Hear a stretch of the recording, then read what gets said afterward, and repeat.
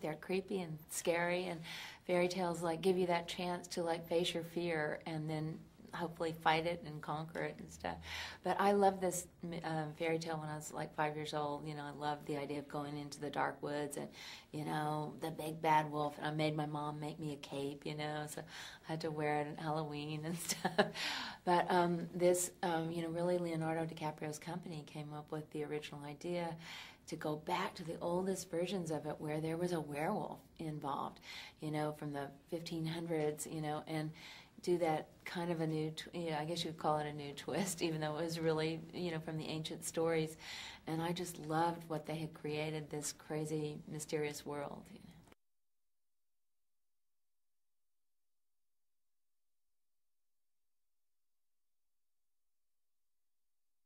She was my instant choice because when you're like kind of just thinking it, visualizing in film, who doesn't, to me, she came as a fairy tale creature. She looks like she's out of a fairy tale.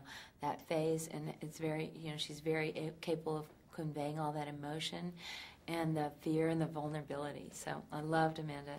And then I had to find, you know, how do you balance her? And I like to involve, you know, the leading lady in the casting of the men that she has to interact with. So we had those chemistry reads to see, you know, who did she have sparks with.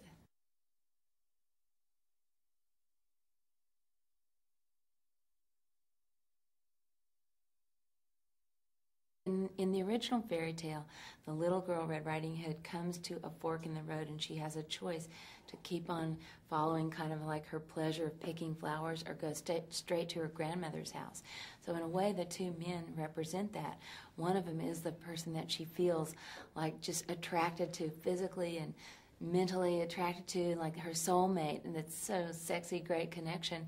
That's Peter. And then the other one is the more safe, a good man, and that's the one that her mother wants her to be with.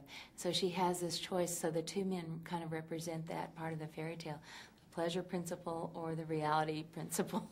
And so Shiloh is the more mysterious character, you know, that has like a darker background, and we don't quite know what he feels, but he represents, let's run away. In the first scene, they're going to run away and follow their passions. And then Max represents a good person, and he is like a beautiful, good choice that you, so it's a difficult choice between, you know, like super hot, sexy, or super hot, that's a good, wealthy person. Not a bad choice, yeah.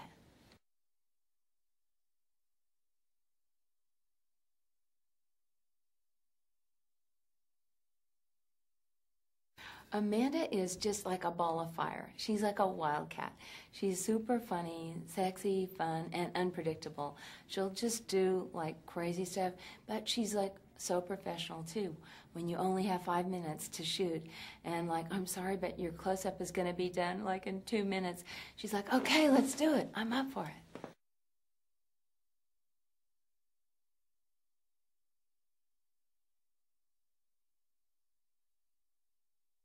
I was so fortunate to work with, you know, one of the two legends. I mean, Julie Christie, Academy Award winning, and just beautiful movies, and still like whip smart and wicked and funny and hot.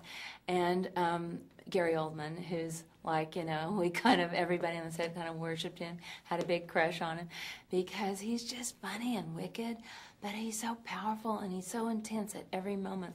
When the camera's on him, he's there, and he makes it convincing and believable. You know, even if he's doing a supernatural movie or an extraordinary movie like Harry Potter or Batman or Red Riding Hood, he takes you right there and you're in it with him.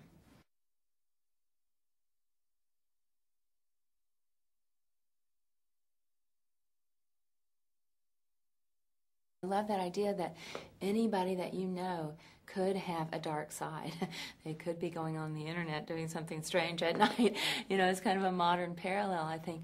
But when Father Solomon comes in, Gary Oldman's character comes in, and he tells you it could be someone in this village. Even he was deceived by his own wife. You know, so we start suspecting each person. And I wanted you to be able to go back and watch the movie and not be tricked by the filmmaker, but realize why each character is doing what they're doing and why you were deceived for a moment.